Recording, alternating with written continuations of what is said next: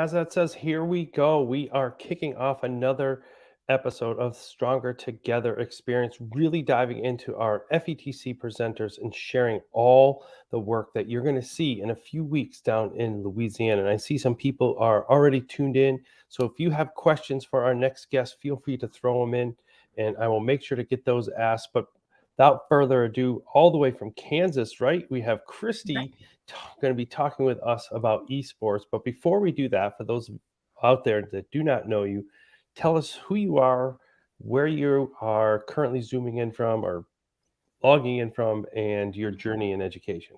Sure. Well, thank you so much for having me tonight. Of I'm course. super excited. I come from, I'm in the Wichita, Kansas area, so more people will be familiar from that with Wichita, Kansas. I was a lifelong educator for 24 years. I taught 4 years in a traditional school. I taught English, and then I taught 20 years in an alternative school. Oh, wow. And I know I spent 12 years as the English teacher there, English journalism teacher there. And then I spent 12 years as the principal there. And it was like a lot of alternative schools, pretty small school. It fed 2 traditional high schools of about 1,000 students apiece, fed us. And we had 60 to 70 students at a time. It was very small. We had about 100 students a year. They graduated. It was a rolling enrollment. They graduated all year. So I have a passion for at-risk kids, alternative school kids, and really kids that don't like school. And so that's a little bit about me. And now, I don't know, when COVID hit, the average alternative school person lasts 3 to 5 years, and I'd been there 20. Yeah, that's impressive. COVID kind of sent me over the edge. I'm part of the exodus right now. So I don't say I won't ever go back, but it's been a nice sabbatical for me and refreshed me. And I'm excited about education again. I can tell by your excitement and enthusiasm, and what steered you into that direction. As you said, the kind of time frame is about 3 to 5 years, and you were 20. Like, what was exciting about it, and what drove you to stay in that lane of education as long as you did? Right. So I never wanted to be an alternative education person. I had a great experience in school, like a lot of teachers. I had a great experience in school, and it's definitely my husband steered me in that direction. He was a foster kid, Okay. and I met him, and he told me about a lot of his trials and tribulations, and he got into the military. And I really asked him, I said, as a teacher, what helped you? Because a lot of foster kids, they don't end up as well as he did. And he's had a career, 35 years in the military. And he said it was one person. It was one person that he could count on at school that steered him in the right direction. And he was in multiple foster families, but this was somebody that he could count on. And, I've always kept that. It takes one person is all it takes. Absolutely. And I wanted to be that one person for kids. And I got to help build a school. That school that I was at, it's called Complete High School in Mays. Okay. And I was there in year 2 and helped build that school. It won 2 National School of Character Crystal Star Award for dropout prevention. So we got to build that school, and that was one of our premises: is be the one person that changes this kid's life. Yeah, and I think that's so important as we talk about school today, and we talk about students, and I think part of that is grabbing kids' attention and excitement. Mm-hmm. Yes, definitely. And I think the field that you are now moving into definitely grabs excitement in esports. So tell us how you went from being a English teacher and then a principal in an alternative school to an esports educator. Right. So this is about the time that my bosses at Generation Esports really do not care for me, because I always like to say, I do not like video games. I don't play video games. Okay, let's dive into this. I'm not into video games, but I have 3 children, and they are now 9, 17, and 18, and they love video games. And so that's really what got me into it. We fight daily almost about screen time, especially with my 9-year-old now. And So that's always been in the back of my head. And then the other thing that happened to me is at our alternative school, we individualized education for each student that came in. And so students would come into my English class and they would typically say, I hate English, I hate writing, I hate reading, and I'm going to hate you. And Nice. so I would, start with that, and I would say, okay, so you hate school, you hate English, but what do you like? Sure. And I think that's something that a lot of educators can learn. What do you like? Don't we all want to learn that? I would like you to know what I like, and I want to know what you like.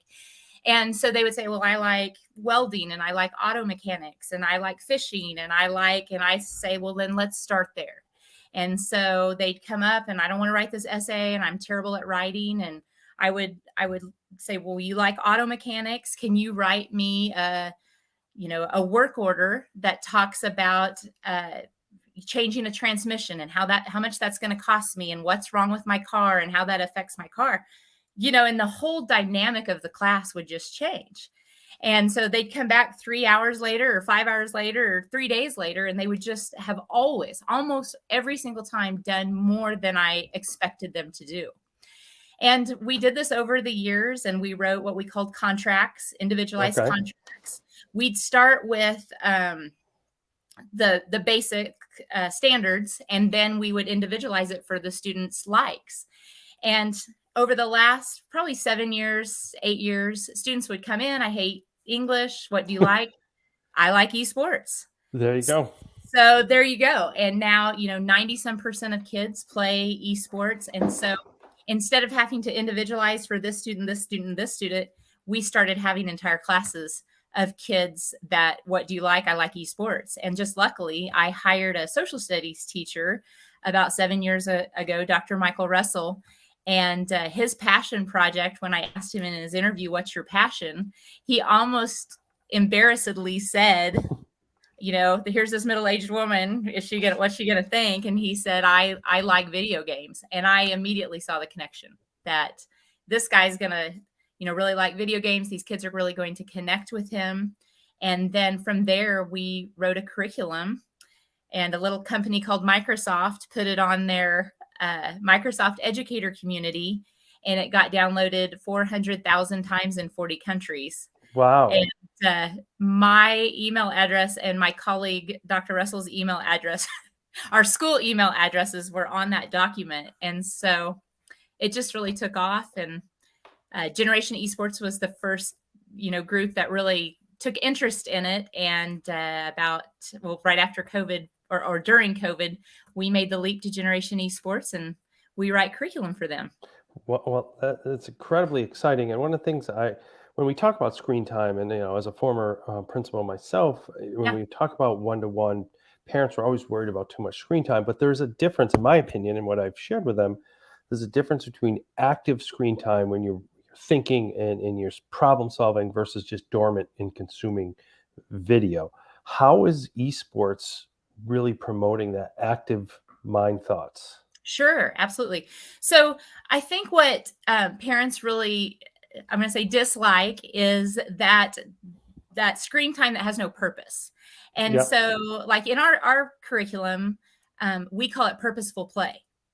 And so what we will do is what's happening with kids are really engaged with the screen time, but they don't know what they're learning. And what we like to say, one of the classes that we do is interactive media. It's an interactive media course. And, in that course, in the state standards, there's color. You always have to learn about color in an interactive media course. And, you can go in and you can say, why are these walls this color? What's important about these colors and tertiary colors and all of that.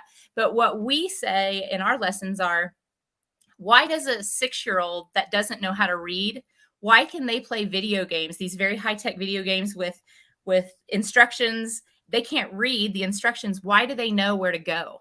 Well, there's a lot of color involved there. And so they learn about this. They take an interest in this. And then during purposeful playtime, we give them a prompt, think about the directional colors in the game, and then write about it, reflect about it, apply it to the games. And so they're learning, they're applying, there's that purpose there. And so, you can do that with all kinds of things, not just those types of lessons, but also with your social emotional learning, your communicating. There's so many lessons. It's just that you have to have that purpose, that intentionality there so that the student realizes I'm learning something, Yeah, and that's critical. And as one of your sessions says, the wow factor. Put the wow factor into your right? scholastic gaming program. So what's the wow factor? There are so many. We say, first of all, the wow factor is going to start with that person, the teacher. And I'm such a believer in the educator is, other than the students, the most important person in the room. And what the other thing that excites me about esports is that teachers are no longer seen as, this sage on the stage that's Right. butting heads with the kids. They're trying to, when you go to some type of esports class, or where there are esports either involved in the lesson or the students are playing esports, maybe it's a shoutcasting class. When you add these elements to it, the teacher is no longer fighting sleeping. They're no longer fighting cell phones. They're no longer fighting behavior problems. The teacher Sure. is doing what the teacher wants to do, and that is teach. And so some of the wow factors, the easiest one absolutely is just involving the video game there. Teachers are now teaching with, Nintendo Switches. They're teaching, Hmm. um, that very critical digital framework with PCs. You know, a lot of times in high school courses, what is that STEM connection with computers? Well, I either have to code on computers or I have to fix on computers. And so, especially a lot of females, I'm not interested in coding and I'm not interested in fixing, but I might be interested in social media. I might be interested in graphic design. I might be interested in, there's so many STEM careers that come out of esports that it's really that digital framework that students need because they're very comfortable with video games that we can Sure. apply to the classes. And that's the wow factor. I like it. And then another session that you're doing down at FETC, as former administrators, we have to Yeah. have a tight budget. But Yes. your session is going to be about really talking to administrators of why this is important. So, Yes. why should administrators come to the session? What are they going to take away from it? Well, unfortunately for teachers, sometimes the most challenging part of getting esports into the school is their administrator roadblock. And so I'm actually doing that session with Dr. Kristen Kraft, who is the 2021 Kansas Principal of the Year. Well, And exciting. she taught at Andover High School, she was the principal at a large high school and several large high schools in Kansas. And we're just going to talk about, principals, when they get to the age of principalship, sometimes they just want to, the best thing that's going on in their school is just that everything stays calm and there's no fight that break out. There's Uh huh. no, major anything. You start bringing video games into schools, you have to have conversations with stakeholders about why are my funds being spent on video games? Kids already play enough video games. How about violence in video games? How am I going Right. to address that? And so Dr. Kraft and we are going to provide resources like ready to go, because what's an administrator, what's a teacher's most valuable resource? And it's time. So we're going to have some resources that are ready to go, a presentation that's ready to go, handouts that are ready to go, that are going to address these questions that we know they're going to get. How much is it going to cost? Is it safe Right. for my kid? All of those things. So, I'm going to kind of stay on this topic for a minute because how is this enhancing student learning? Like, how can Right. we take the difference of video games in school versus student learning? Like, how are they in the same world? Right. So for me, the very first thing that I immediately noticed, and especially in an alternative school world, is attendance. Okay. And I think post COVID, you're seeing this a lot. Attendance is an issue.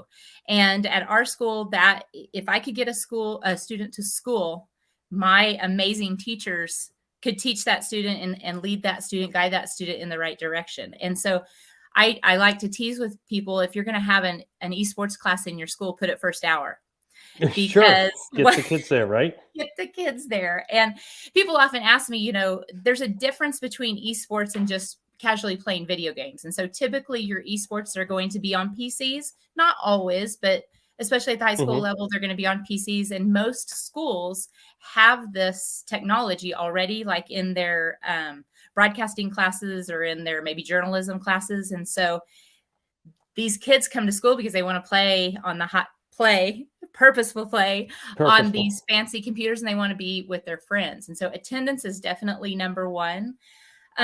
Kids also learn, perseverance.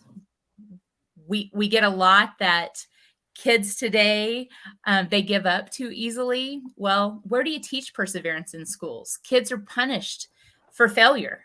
Right. If they take a stretch class and they don't do well, their grade point average is hurt. If they take if they get a bad grade in class, their grade point average is hurt. And so, or if they fail a test, they might be able to retake it, but they retake it for less. And so video games, they fail and they fail and they fail.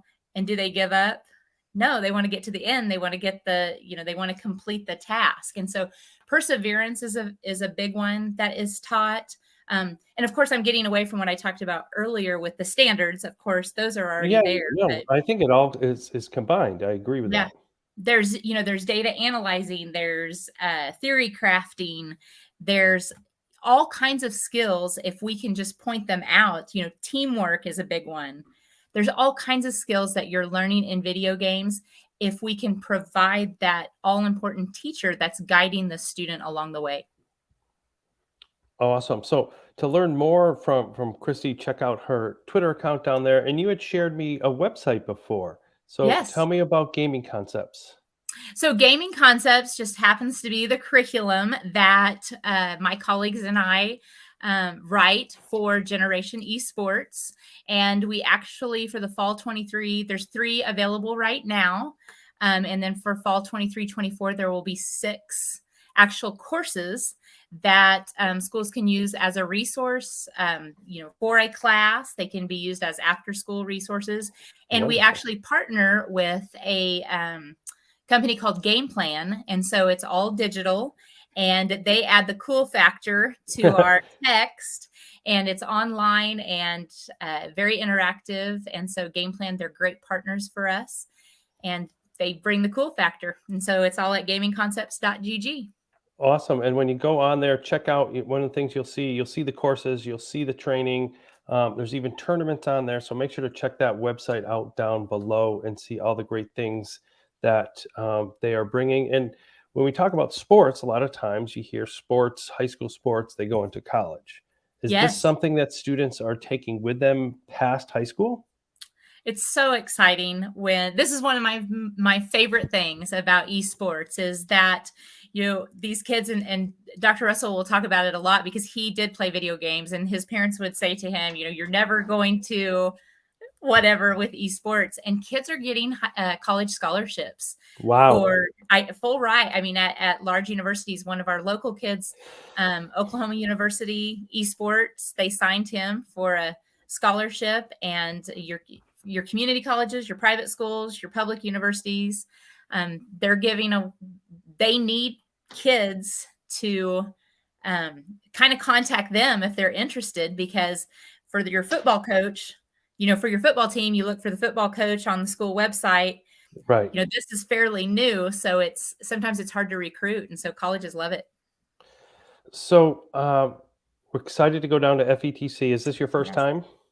Actually, I've actually been 3 times. Okay. And so I was actually there last year in Orlando, and then I've been there one other time.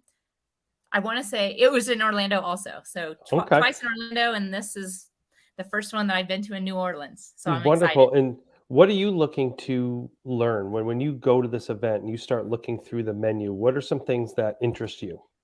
My big focus this year, we're going to write a cybersecurity course. Oh, wow. And Okay. so we are doing massive research about cybersecurity, and FETC has some great strands on cybersecurity. I'm there to meet people, network with people. I love to be around educators. And so I'm just excited to see people, but I'm most excited about the cybersecurity. All right. That's exciting. So make sure to stop in to see me. I'll be podcasting for the first couple of days, Yeah. running these meetings, so many more individuals as well. And for those of you who don't follow Kristy, check out her Twitter down below. And for those of you heading down to New Orleans, make sure to check out her sessions, put the wow factor in your scholastic gaming program, and why administrators should support esports program. And before I let you go, I have to ask you the question I ask every one of our educators, because I love to learn from you and your work and your grit. What does Stronger Together mean to you? Stronger Together means having an open mind for kids. And I think the challenge with education is that we have all been through it. And so we have an idea of what it's supposed to look like. And that's what keeps holding us back. So something like esports, there's a lot of people that give me a side eye when I start talking about it. And I'm just like, open your mind, meet the kids where they're at. And that's where they're at. And so every time I meet the kids where they're at and kind of let them guide me, Stronger Together means open your mind and, let education happen. Let learning happen. Don't try to shove it down a kid's throat. Never goes well. never goes well at all. Well, thank you so much for taking the time to share your story, to share your work and the work you're doing in esports and the curriculum. And thank you for all the students you had helped throughout your years, both as an English teacher and then in the alternative school, both as a teacher and a principal. So when you're down in New Orleans, check out Kristy. And Kristy, make sure to get a chance to come over. I want to meet you in person when we are down there together. I look forward to it, and I cannot wait. All right. Well, we'll see you in a couple of weeks, and thank you for coming on tonight. Thank you. And for those out there, as we continue to work together and stay stronger together, make sure we put we over me as we build our collaborative communities.